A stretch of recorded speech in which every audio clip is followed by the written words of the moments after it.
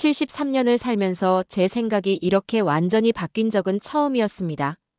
북유럽이 세계 최고라고 믿었던 제가 한국에서 단 일주일 만에 모든 걸 다시 보게 됐습니다. 노르웨이, 덴마크, 핀란드에서 온 은퇴자 15명. 평생을 북유럽이 최고라고 믿어왔던 우리가 한국에서 겪은 일주일은 모든 걸 바꿔놓았습니다.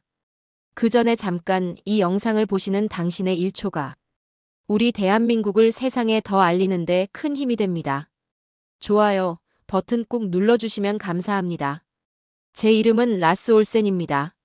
노르웨이 오슬로에서 73년을 살았습니다. 은퇴 전에는 국영철도 회사에서 일했고 지금은 여유롭게 여행을 즐기며 살고 있죠. 평생을 북유럽에서 살면서 저는 한 가지 확신이 있었습니다. 세상에서 가장 살기 좋은 곳은 북유럽이다. 복지 시스템, 깨끗한 환경, 질서 정연한 사회. 모든 면에서 북유럽이 최고라고 생각했어요. 그런 제가 한국에 가게 된 건 정말 우연이었습니다. 아니, 우연이라기보다는 어쩔 수 없는 상황이었죠. 3개월 전 노르웨이, 덴마크, 핀란드에서 온 은퇴자 15명이 모였습니다. 매년 함께 여행을 다니는 모임이었어요. 저와 가장 친한 친구는 덴마크의 인게 74세와 핀란드의 요한 71세이었죠. 원래 목적지는 일본이었습니다. 교토의 전통 문화, 도쿄의 세련된 도시 풍경. 일본은 아시아에서 가장 선진적인 나라라고 생각했거든요. 그런데 출발 2주 전 여행사로부터 연락이 왔습니다. 정말 죄송합니다. 태풍 때문에 일본행이 취소됐어요. 대신 같은 비용으로 서울 패키지를 제공해 드릴 수 있는데 이미 예약이 다 된 단체 상품이라 개별 환불은 힘들 것 같습니다. 한국이라고요? 저는 솔직히 당황했습니다. 한국에 대해 아는 게 거의 없었거든요. 일행 중 한 노인이 불평했어요. 한국? 북한 옆 아닌가? 위험하지 않나? 다른 노인도 걱정스러워했습니다. 뉴스에서 미사일 발사했다는 소식 자주 듣잖아. 저도 마찬가지였어요. 휴전 상태인 나라, 언제 전쟁이 터질지 모르는 곳. 그런 이미지가 먼저 떠올랐습니다. 인계가 한숨을 쉬며 말했어요. 일본이었으면 좋았을 텐데 한국은 뭐가 있어? 김치 말고는 모르겠어요. 저는 솔직하게 답했습니다. 요한도 동의했어요. 케이팝? 그건 젊은 사람들이나 듣는 거 아닌가? 여행사의 단체로 항의했지만 소용없었습니다. 이미 계약금을 지불한 단체 상품이었고 환불 규정상 70%를 손해봐야 했어요. 어쩔 수 없이 한국행을 받아들였습니다. 하지만 기대는 전혀 하지 않았어요.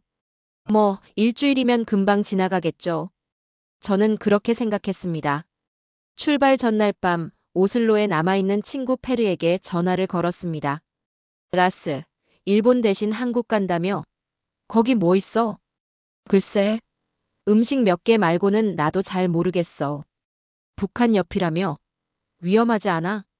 그러게, 찜찜하긴 한데 방법이 없어. 페르가 웃으며 말했습니다. 뭐, 일주일만 참으면 되겠지. 조심히 다녀와. 저도 그렇게 생각했습니다. 그냥 참고 다녀오자. 어차피 별 기대는 없으니까. 공항으로 향하는 버스 안에서도 마음은 무겁기만 했어요. 15명의 노인들 모두 표정도 별로 밝지 않았습니다. 일본을 못 간 게 아쉽네. 누군가 중얼거렸어요. 저도 속으로 동의했습니다. 과연 무사히 다녀올 수 있을까? 인천공항에 도착했을 때 첫 느낌은 생각보다 괜찮네였습니다. 공항 내부는 넓고 깨끗했어요. 천장이 높고 자연광이 들어오는 설계였죠. 오, 여기 꽤 현대적인데요? 요한이 주변을 둘러보며 말했습니다. 일행 중 몇몇도 고개를 끄덕였어요. 자동 입국 심사대가 있었어요.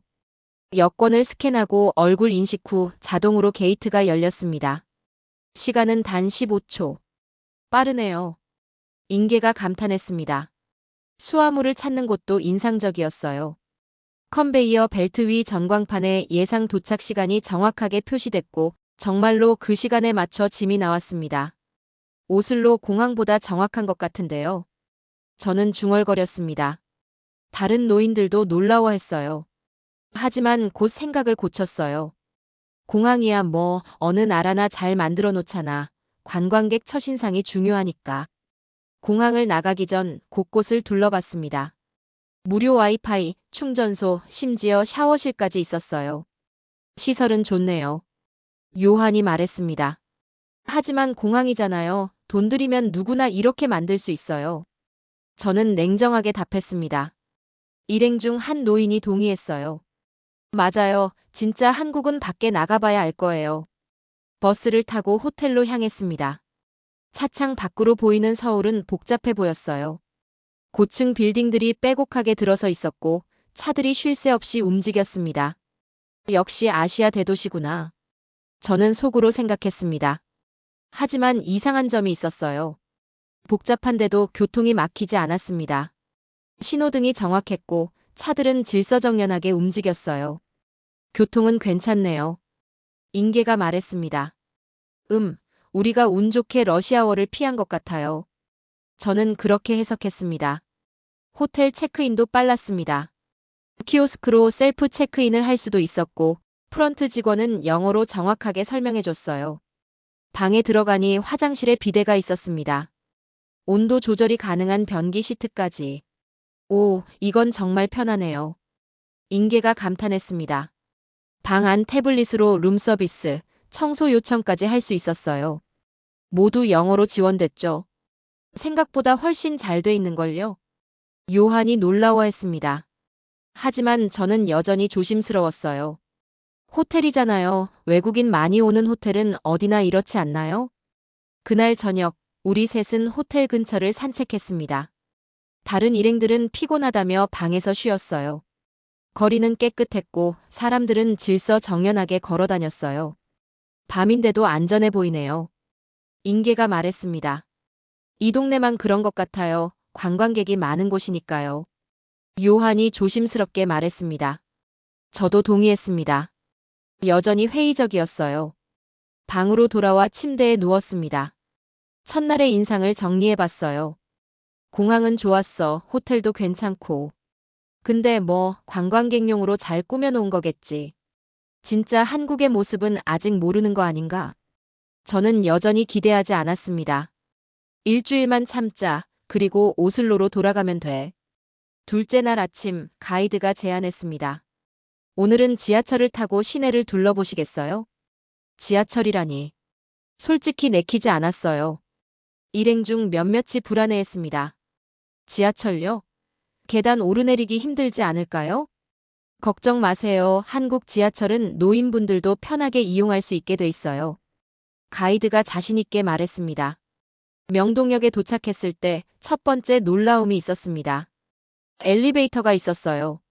지하 깊은 곳까지 바로 연결되는 큰 엘리베이터였습니다. 와, 이거 생각보다 훨씬 편한데요. 인계가 감탄했습니다. 일행 전체가 엘리베이터를 이용했어요. 누구 하나 불편해하는 사람이 없었습니다. 플랫폼에 내려서니 더 놀라운 게 있었어요. 스크린 도어가 설치되어 있었습니다. 이거 안전하네요. 저는 인정할 수밖에 없었습니다. 우리 오슬로는 이런 거 없는데 여긴 모든 역마다 다 설치돼 있네요. 그리고 전광판에는 다음 열차 도착 시간이 정확하게 표시됐습니다. 3분 후 도착. 진짜 3분에 올까? 요한이 궁금해했어요. 일행 모두가 시계를 보기 시작했습니다. 정말로 3분 뒤 열차가 도착했습니다. 와, 정확하네요. 차 안은 깨끗했고 조용했습니다. 노약 좌석이 따로 표시되어 있었고 젊은 사람들은 그 자리에 앉지 않았어요. 한 젊은 남성이 자리에서 일어나 인계에게 자리를 양보했습니다. 한국어로 뭐라고 말했는데 몸짓으로 이해할 수 있었어요. 인계는 영어로 감사하다고 인사했습니다. 노르웨이에서도 노약자 배려 문화 있잖아요. 근데 여긴 좀 더 자연스러운 것 같아요. 제가 중얼거렸습니다. 다른 노인들도 비슷한 경험을 했어요.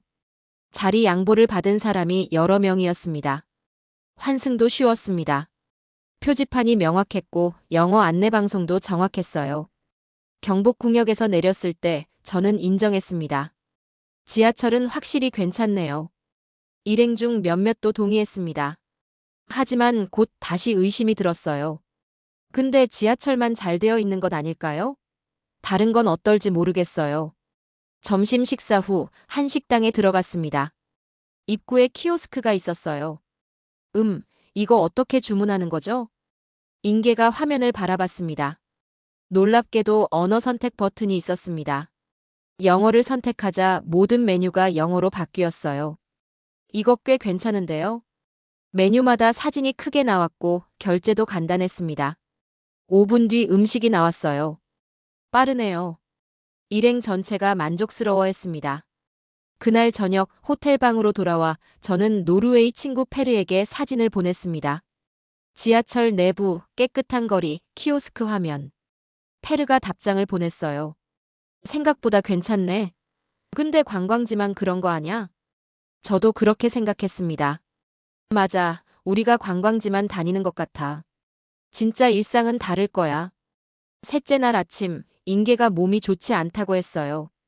머리가 아프고 열이 난다고. 병원에 가봐야 할 것 같아요. 가이드가 제안했습니다. 인계는 걱정스러워했어요. 외국에서 병원 가면 비싸잖아요.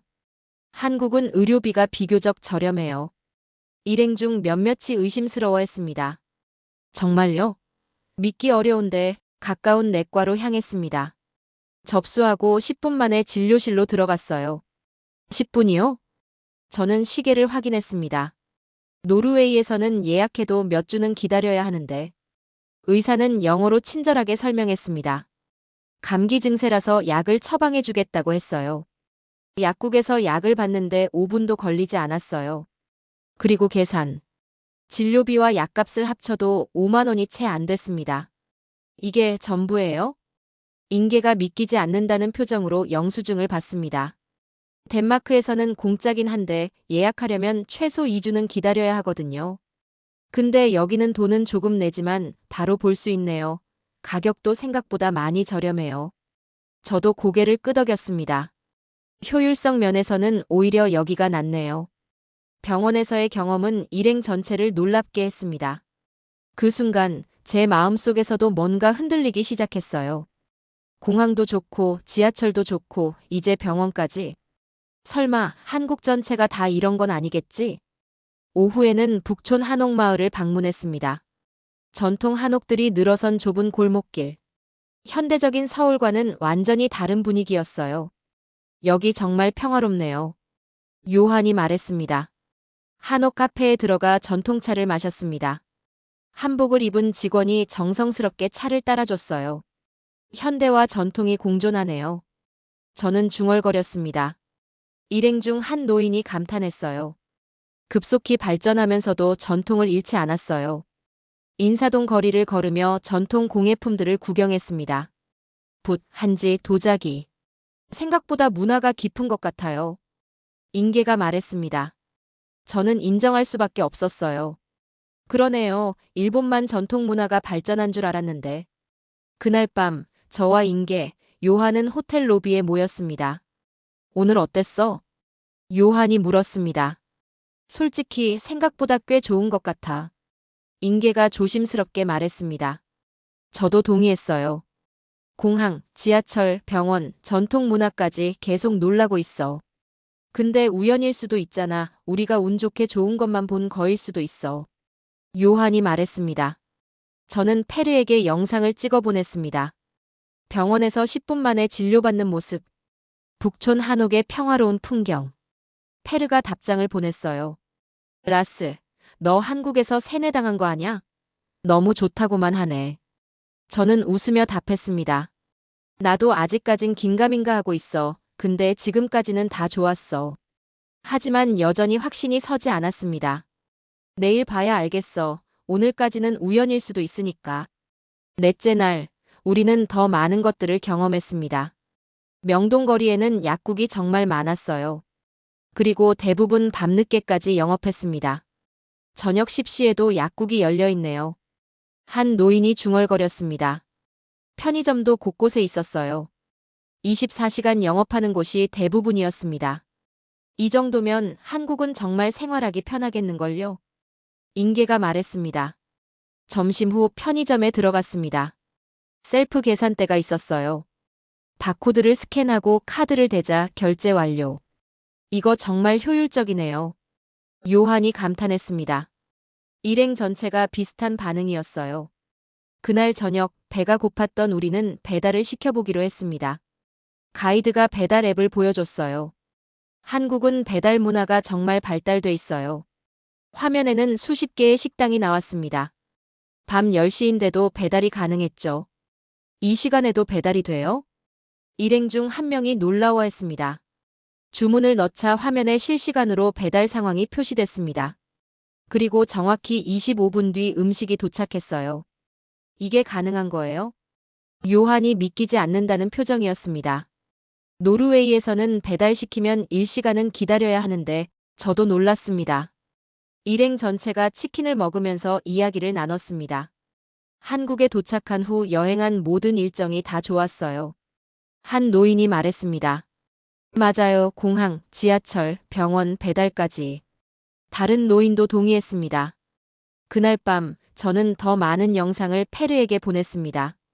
25분 만에 도착한 배달 음식, 24시간 편의점, 깨끗한 거리. 페르가 답장을 보냈어요. 라스, 이거 진짜야? 조작 아니야? 노르웨이 친구들도 비슷한 반응이었습니다. 믿기 어려워. 한국에서 홍보대사 하라고 뒷돈 준 거 아니야? 초반에는 의심하는 반응이 대부분이었어요. 하지만 시간이 지나고 영상이 쌓이면서 달라지기 시작했습니다. 이거 진짜야? 부럽네. 우리도 이러면 좋겠다. 반응이 조금씩 달라지고 있었어요. 그날 밤 셋이서 호텔 로비에 모였습니다. 친구들한테 사진 보냈더니 반응이 좋았어요. 제가 말했습니다. 나도 다들 신기해하더라고. 인계가 말했습니다. 근데 우리도 아직 확신은 안 서잖아요. 요한이 조심스럽게 말했습니다.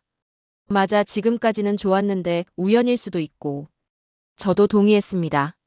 내일 더 봐야 알 것 같아. 인계가 말했습니다. 하지만 제 마음 한구석에서는 이미 느끼고 있었어요. 이게 우연만은 아닌 것 같은데 한국이 정말 이런 나라일지도 몰라. 5째 날 저녁 한강공원에 갔습니다. 해가 지기 시작했는데도 사람들이 가득했어요. 가족들이 치킨을 먹고 연인들이 산책하고 조깅하는 사람들까지. 밤인데도 사람이 많네요. 요한이 말했습니다. 한국에서는 한강이 24시간 열려 있어요. 밤에도 안전하게 이용할 수 있거든요. 가이드가 설명했습니다. 밤에도 안전하다고요? 일행 중 한 명이 의심스러워했어요. 한국은 대도시 치고는 밤에도 꽤 안전한 편이에요. 저는 주변을 둘러봤습니다. CCTV가 자연스럽게 설치되어 있었고 비상벨도 곳곳에 보였어요. 시간이 지나면서 더욱 놀라운 광경을 목격했습니다. 밤 10시가 넘었는데도 사람들이 계속 있었어요. 10시가 넘었는데도 저는 중얼거렸습니다. 그때 배달원이 치킨을 들고 나타났어요. 한 가족이 주문한 치킨이 도착한 거였습니다.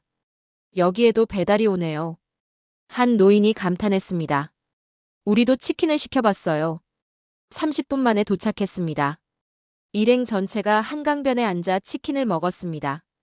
자정이 되자 가이드가 제안했어요. 이제 호텔로 슬슬 돌아갈까요? 그때 인계가 조심스레 말했습니다. 저 혼자 조금 더 걸어봐도 될까요? 야경이 예뻐서 좀 걷고 싶어요. 일행 중 몇몇이 걱정했습니다. 괜찮을까요? 밤 12시인데. 멀리 가지 않을게요. 저기 보이는 다리까지만요. 인계가 웃으며 말했습니다. 괜찮아요. 멀리서 지켜볼게요. 가이드가 대답했습니다. 인계가 혼자 강변을 천천히 걸어보기 시작했어요. 10분 정도 지나자 표정이 밝아졌습니다. 정말 평화롭네요. 인계가 멀리서 손을 흔들었어요. 돌아온 인계가 말했습니다. 덴마크에서는 상상도 못했던 일이에요. 이 시간에 혼자 걷는다는 게요. 저는 그 모습을 보며 느꼈습니다. 더 이상 부정할 수가 없어. 일행 전체가 조용해졌어요. 모두가 같은 생각을 하고 있는 것 같았습니다. 저는 영상을 찍어 페르에게 보냈습니다. 새벽 12시 반에 한강. 안전하게 걷고 있는 인계. 평화로운 분위기. 페르가 답장을 보냈어요. 이거 진짜야? 밤 12시에 저렇게 안전해? 저는 답했습니다. 진짜야, 내 눈으로 직접 봤어. 호텔로 돌아가는 택시 안에서 저는 조용히 인정했습니다. 솔직히 우리가 틀렸던 것 같아요. 뭐가요? 요한이 물었습니다. 한국에 대한 우리의 생각이요. 김치 냄새만 나는 나라, 북한 옆에 위험한 나라, 다 편견이었어요. 인계도 고개를 끄덕였습니다. 맞아요. 직접 와보니까 알겠어요. 일행 중 한 노인이 말했습니다. 5일 동안 본 게 다 좋았어요. 이제는 인정해야 할 것 같아요. 다른 노인들도 동의했습니다. 저는 창밖을 보며 생각했습니다. 이제 확실해. 이건 우연이 아니라 한국의 진짜 모습이야. 여섯째 날, 저는 확신을 가지고 더 많은 영상을 찍기 시작했습니다. 아침 지하철. 정확한 시간에 도착하는 열차. 편의점 셀프 계산대. 영어로 지원되는 키오스크. 거리의 청결함. 질서 정연한 사람들. 저는 모든 걸 영상으로 남겼습니다. 페르뿐만 아니라 다른 노르웨이 친구들에게도 보냈어요. 반응이 달라지기 시작했습니다. 한국이 이 정도야? 나도 놀러 가보고 싶어졌어. 덴마크와 핀란드 친구들도 비슷한 반응이었습니다. 일행 전체가 비슷한 일을 하고 있었어요. 각자 고국의 친구들에게 영상과 사진을 보내고 있었습니다. 그날 오후 동대문 디자인 플라자를 방문했습니다. 미래적인 건물에 모두가 감탄했어요. 이거 정말 건물이에요? 한 노인이 놀라워했습니다. 저녁에는 청계천을 걸었습니다. 도심 한복판을 흐르는 인공 하천. LED 조명이 아름답게 빛나고 있었어요. 도시 한복판에 이런 공간을 만들다니 요한이 감탄했습니다. 일행 전체가 동의했습니다. 그날 밤 호텔에서 우리 셋은 마지막 대화를 나눴습니다. 내일이면 떠나야 하네. 인계가 말했습니다. 너무 아쉬워요. 더 있고 싶은데 요한이 말했습니다. 저도 고개를 끄덕이며 동의했어요. 나도요. 처음에는 한국에 오기 싫었는데 지금은 정말 더 있고 싶어요. 이곳을 여행하면서 그동안 얼마나 많은 편견을 가지고 살았는지 깨달았어. 인계가 말했습니다. 맞아요. 북유럽이 최고라고만 생각했는데 한국도 정말 대단한 나라였어요. 저는 솔직하게 인정할 수밖에 없었어요. 일곱째 날, 마지막 날. 짐을 싸면서 저는 일주일을 돌이켜봤습니다. 일행 전체가 모여 마지막 아침 식사를 했어요. 일주일이 정말 빨리 지나갔어요. 한 노인이 말했습니다. 처음에는 일본을 못 가서 속상했는데 지금은 한국에 와서 다행이라고 생각해요. 다른 노인이 말했습니다. 모두가 고개를 끄덕였습니다. 공항으로 가는 버스 안에서 저는 생각에 잠겼습니다. 북유럽은 분명 살기 좋은 곳입니다. 복지가 좋고 자연이 아름답고 여유로운 삶을 살 수 있죠. 하지만 한국은 달랐어요. 빠르고 효율적이고 편리했습니다. 그러면서도 전통을 잃지 않았고 사람들은 따뜻했어요. 우리가 선진국이라고 자부했는데 저는 조용히 말했습니다. 한국 역시 선진국이에요. 어떤 면에서는 우리보다 더 앞서 있고요. 요한이 덧붙였습니다. 일행 전체가 동의했습니다. 인천공항에 도착했을 때 저희는 다시 한번 공항의 효율성을 느꼈습니다. 체크인도 빠르고 보안 검색도 신속했어요. 출국장으로 들어가기 전 우리는 마지막으로 공항 밖을 바라봤습니다. 일주일 전 처음 도착했을 때가 떠올랐어요. 다음에 꼭 다시 오고 싶어. 인계가 말했습니다.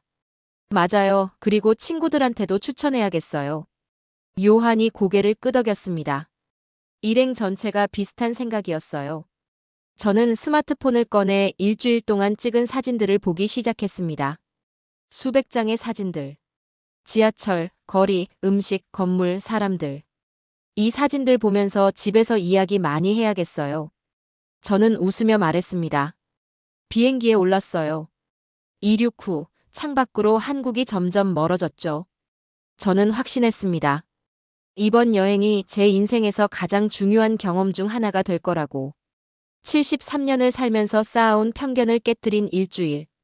그리고 세상은 넓고 배울 것은 많고 겸손해야 한다는 걸 배운 시간이었습니다. 오슬로로 돌아온 지 3개월이 지났습니다. 저는 카페에서 친구 페르와 커피를 마시고 있었어요. 그래서 한국 여행 어땠어? 페르가 물었습니다. 저는 잠시 생각하다가 말했습니다. 솔직히 말하면 충격이었어. 충격? 응, 좋은 의미로. 우리는 우리가 선진국이라고 자부하잖아. 북유럽이 세계 최고라고. 근데 한국 가보니까 어떤 면에서는 우리보다 낫더라고. 페르는 의아한 표정을 지었습니다. 뭐가? 일단 효율성, 모든 게 빨라. 병원 진료도 바로 보고, 지하철도 정확하고, 배달도 빠르고. 그리고 디지털 시스템이 정말 잘 돼 있어. 키오스크, 셀프 계산, 배달 앱, 모든 게 자동화돼 있는데도 불편하지 않아. 그리고 사람들도 친절해. 영어 못해도 도와주려고 하고. 지하철에서 자리도 양보하고 뭔가 공동체 의식이 강한 것 같더라고. 페르가 고개를 끄덕였습니다. 그래? 그럼 살기는 어때? 당연히 살기도 편할 것 같아. 24시간 편의점, 배달 문화, 대중교통, 노인들이 살기에도 나쁘지 않겠더라.